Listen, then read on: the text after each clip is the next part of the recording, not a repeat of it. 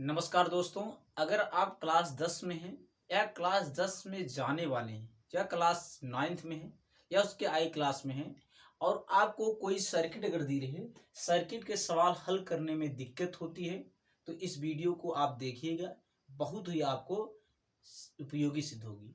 तो यह वीडियो में आपको हम सिखाएंगे कि किसी सर्किट को कैसे हल किया जाता है, टोटल रेजिस्टेंस कैसे निकाला जाता है, टोटल करंट कैसे निकाला जाता है, और आज के बाद आपको पहचानने में भी नहीं दिक्कत होगी कौन से रजिस्टर श्रेणी क्रम में है और कौन से रजिस्टर समांतर क्रम में। कुछ आपको हम ट्रिक भी बताएंगे किससे आप जल्दी से रेजिस्टेंस को निकाल सकते हैं। ठीक है, तो हमें कोई एक सर्किट दी गई। इस सर्किट में 120 वोल्ट का बैटरी लगाया गया है। किसने?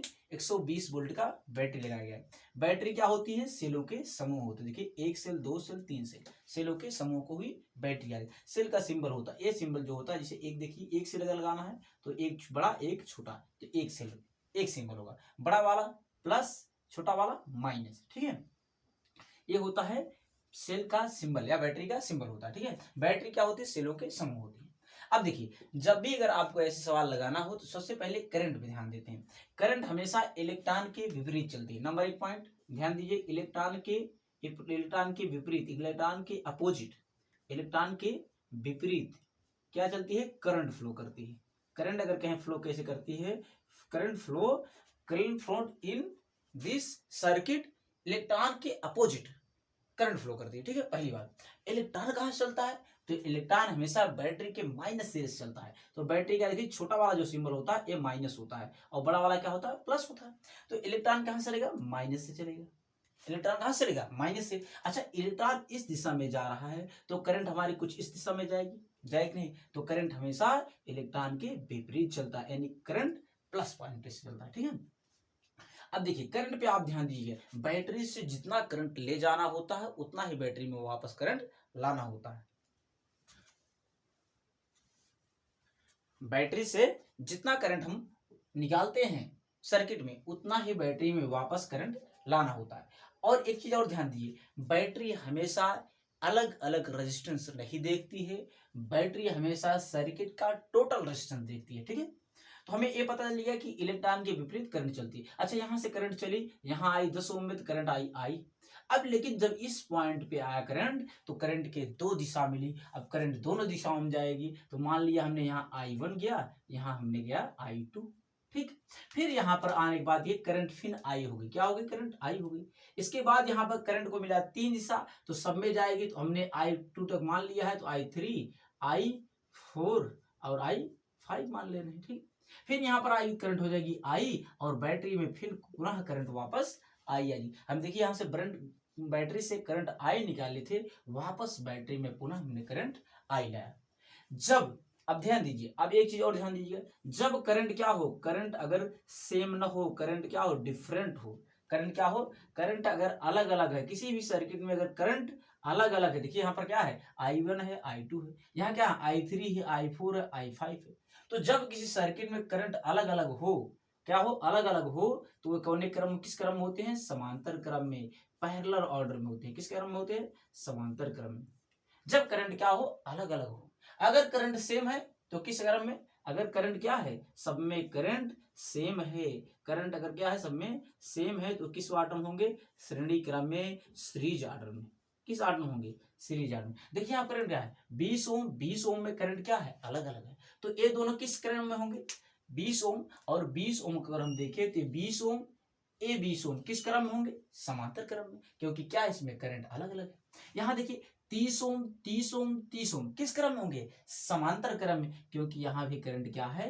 अलग अलग है। यहाँ देखिए, यहाँ करंट अलग है, यहाँ भी करंट अलग है, और इसमें भी करंट अलग है। अगर हम इन दोनों का इक्विवेलेंट देखें, इन दोनों का 20 ओम और 20 ओम का समतुल्य प्रतिरोध देखें, तो आप ध्यान दीजिएगा, जब कोई सर्किट में सेम प्रतिरोध के लगे हों और समांतर क्रम में लगे हों, तो उनका टोटल रेजिस्टेंस R बराबर स्मॉल r बटे n होता है। क्या होता है? स्मॉल r बटे n हो। नहीं समझ में आ रहा? ध्यान दीजिए, जब कोई सर्किट समांतर क्रम में लगी हो और उनके रेजिस्टेंस सेम सेम हो, तो सेम सेम रेजिस्टेंस हो, तो इन दोनों का इक्विवेलेंट निकालने के लिए, इन दोनों का एक निकालने के लिए आप जितने ओम का है रेजिस्टेंस उसको लिखेंगे, और जितने रेजिस्टेंस हैं, 1 2 है, तो इन दोनों में कितने हैं, 2 रेजिस्टेंस है, तो हम 2 से भाग दे देंगे, तो कितना आ जाएगा, 10 ओम आ जाएगा। यानी इन दोनों का इक्विवेलेंट निकालेंगे, इन दोनों को एक करेंगे, तो हमें कितना मिलेगा, 10 ओम का रेजिस्टेंस मिलेगा। कितने ओम का, 10 ओम का रेजिस्टेंस मिलेगा। अगर हम इन दोनों को एक करते हैं तो कितने ओम का, 10 ओम का। कैसे पता चला, जब दोनों सेम सेम दिए हों रेजिस्टेंस, तो दोनों सेम सेम अगर दिए हों तो एक बार जो सेम सेम दिया गया है उसको लिखेंगे, और जितने रेजिस्टेंस है उनसे भाग दे देंगे, तो कितना आ जाएगा, 10 ओम। यह फार्मूला होता है कैपिटल आर बराबर स्मॉल आर बटे एन। कैपिटल आर दोनों का एक निकालना है, तो स्मॉल आर कितना, 20 ओम का 20 बटे 2 कर देंगे, जितनी संख्या होगी। अगर इन दोनों का इक्विवेलेंट निकालें तो ऐसी फार्मूले से, तो कैपिटल आर बराबर स्मॉल आर कितने हैं, 30 ओम के हैं, समान है, हम लिखेंगे 30 और बटे कितना, 3 कर देंगे, क्योंकि 3 रेजिस्टेंस है, तो कितना आ जाएगा, 10 ओम। यानी इन दोनों, इन तीनों का इक्विवेलेंट कितना है, 10 ओम। इन दोनों का इक्विवेलेंट क्या है, 10 ओम। 10 ओम आया, और यहाँ कितना है, 10 ओम। अगर हम देखें, अब देखिए थोड़ी देर के लिए, यहाँ से कितना रेजिस्टेंस है, यहाँ रेजिस्टेंस है, थोड़ा इधर समझ लीजिए, यहाँ रेजिस्टेंस है 10 ओम का। पहले में कितना है, 10 ओम का रेजिस्टेंस है। आगे फिर हमने दोनों को निकाला, 20 ओम का, तो कितने रेजिस्टेंस है, 10 ओम का। फिर आगे जब अभी हमने 30 ओम का निकाला, तो हमें कितने मिला, 10 ओम का यहाँ भी रेजिस्टेंस मिला। अब देखिए करंट यहाँ आई भी है, अब करंट फिर से अगर फ्लो कराए, यहाँ से मान लीजिए तो करंट चला आई, 10 ओम में भी करंट आई, यहाँ भी 10 ओम में करंट आई, और यहाँ भी 10 ओम में करंट आई।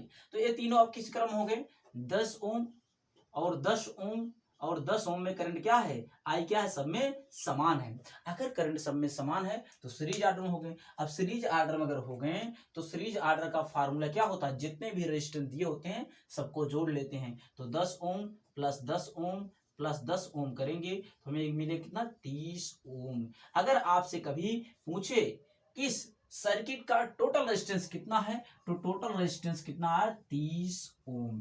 कैसे आया 30 ओम, आप देखिए ये तीनों किस क्रम में, समांतर क्रम में। क्यों समांतर क्रम, क्योंकि करंट क्या है, अलग अलग है। जब करंट अलग अलग होता है तो दिए गए सर्किट समांतर क्रम होते हैं। समांतर क्रम अगर सेम सेम दिया हो, सेम सेम रेजिस्टेंस दिया हो, तो जितने रेजिस्टेंस हैं उनसे जितना जो रेजिस्टेंस उससे भाग देंगे। 30 ओम का रेजिस्टेंस दिया गया था, अब कितने हैं, 1 है, 2 है, 3 है, तो 3 से भाग दे दिया, हमें 10 ओम मिला। यहाँ भी देखिए 20 ओम का रेजिस्टेंस दिया गया था, यहाँ भी करंट अलग अलग समांतर क्रम है, तो हमने 20 में 2 से भाग दे दिया, तो यहाँ मिला 10। यहाँ भी 10 मिला इनका इक्विवेलेंट, यहाँ भी 10 मिला इक्विवेलेंट, और यहाँ 10 दिया गया है, तो अब यहाँ भी करंट आई होगा, यहाँ भी करंट आई होगा, इन दोनों के तीनों के बीच से भी करंट क्या होगा, आई जाएगा। अब किस क्रम हो गए, 10 ओम 10 ओम 10 ओम सीरीज क्रम हो गए, क्योंकि करंट क्या है, सब में आई है। तो कितना हो गया हमारा टोटल रेजिस्टेंस, कितना हो गया, 30 ओम। अब अगर आप पूछे कि इस सर्किट में यहां से कितने एम्पियर की करंट फ्लो हो रही है, तो ओम के नियम से भी प्रोपोर्शनल टू आई होता है। क्या होता है, भी प्रोपोर्शनल टू आई होता है। यहां से जब प्रोपोर्शनल हटता है तो भी बराबर आई आर होता है। आर को आर लगा लेते, प्रोपोर्शनल हटाएंगे तो आर लगा लेंगे, ठीक है।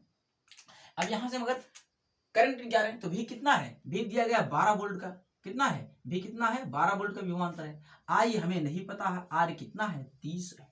आर कितना है, 30 है, तो यहां से निकालेंगे आई बराबर, यहाँ 30 गुणे में इधर आएगा, बटे में हो जाएगा, तो 12 बटे कितना हो गया, 30। 3 से काट दें तो 3 चौके 12, 3 से काटेंगे तो कितने बार 10 आ गया, 3 चौक 12, 3 दहम 30, तो आई बराबर हमें मिला कितना, 4/10। जब 10 से भाग करेंगे तो एक अंक दशमलव चला जाएगा, कितना मिलेगा, 0.4 एम्पियर करंट फ्लो होता है।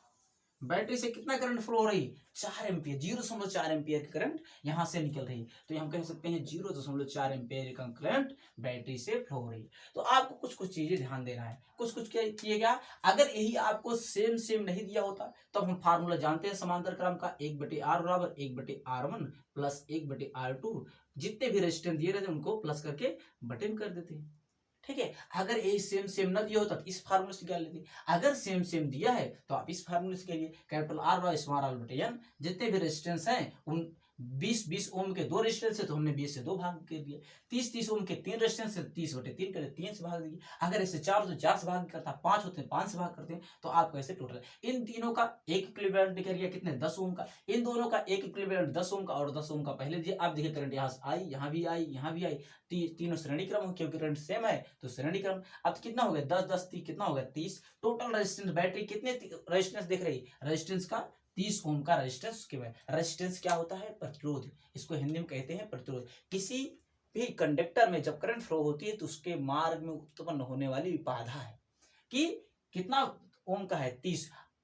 प्रतिरोध का मात्रक ओम होता है और करंट का मात्रक एम्पियर होता है ऐसा यूनिट में। और भी का मात्रक क्या होता है, वोल्ट होता है। इलेक्ट्रॉन के विपरीत करंट फ्लो करता है। इलेक्ट्रॉन हमेशा बैटरी के माइनस टर्मिनल से प्रवाहित होता है। ठीक है, करंट अलग अलग है तो समांतर क्रम में, पैरेलल ऑर्डर में, अगर करंट सेम है तो सीरीज ऑर्डर में। ठीक है, इतनी बात को आप ध्यान। अच्छा एक चीज और ध्यान दिए, अगर सब में करंट अलग अलग है तो विभवांतर क्या होता है, पोटेंशियल डिफरेंट क्या होता है, समान होता है। विभवांतर क्या होता है, विभवांतर समान होता है, विभवांतर समान होता है। आप एक चीज ध्यान दीजिए, अगर क्या है करंट अलग है तो विभवांतर क्या समान होगा, अगर करंट समान है तो विभवांतर क्या होंगे, अलग अलग होंगे। जैसे श्रेणी क्रम में क्या होते हैं, विभवांतर सब में अलग अलग होते हैं, वही समांतर क्रम में विभवांतर क्या होते हैं, सब में समान होता है। ठीक है, तो यह छोटी छोटी जानकारी है, आप उनको नोट करिएगा। हो सकता है आपको थोड़ा इस बोर्ड छोटा है तो समझने में दिक्कत होगी, फिर भी आप अच्छे से बात समझेंगे, समझने में कहीं दिक्कत नहीं होगी। तो सर्किट को सॉल्व करने के यही कुछ तरीके हैं, आप इनको नोट कर लीजिएगा। ठीक है।